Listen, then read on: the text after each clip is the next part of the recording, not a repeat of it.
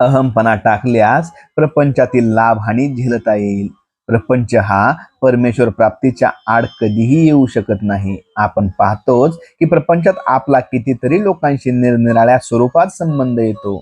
आई वडील, बायको मुले, बहीण भाऊ, इतर सगळे सोयरे, मित्र, इतर जन या सर्वांचा उत्तम उपयोग करायचा असेल तर या सर्वांशी व्यवहार करताना आपली आपली सर्व कर्मे एका हरिस्मरणाच्या धाग्यात जोडून करावीत.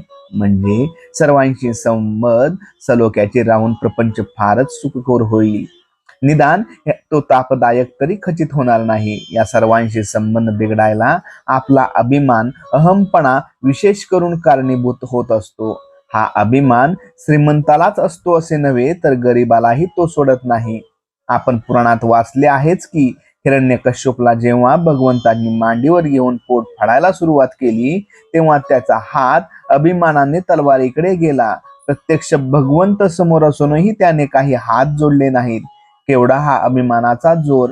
गरीब लोक सुद्धा या अभिमानाच्या आहारी गेलेले दिसतात. एकदा एक भिकारी एखाद्याच्या दारापाशी येऊन भिक्षा मागू लागला.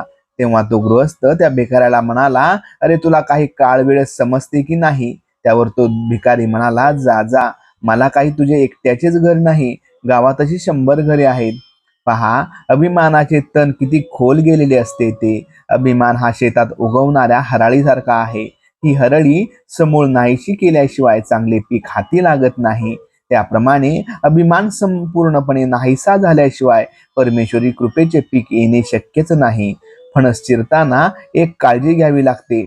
हाताला तेल लावून तो कापावा लागतो आणि त्यातले गरे काढावे लागतात. म्हणजे हाताला चिकाचा त्रास न होता गरे चटकन निघतात. त्याप्रमाणे नाम घेऊन प्रपंचात व्यवहार केला तर अभिमानाचा किंवा विषयी वासनांचा चिक न लागता परमेश्वरी कृपेचे गरे हस्तगत करता येतात. हा अहमपणा, हा देहाभिमान टाकला तर प्रपंचातील लाभ हानी हसत खेळत झेलता येईल.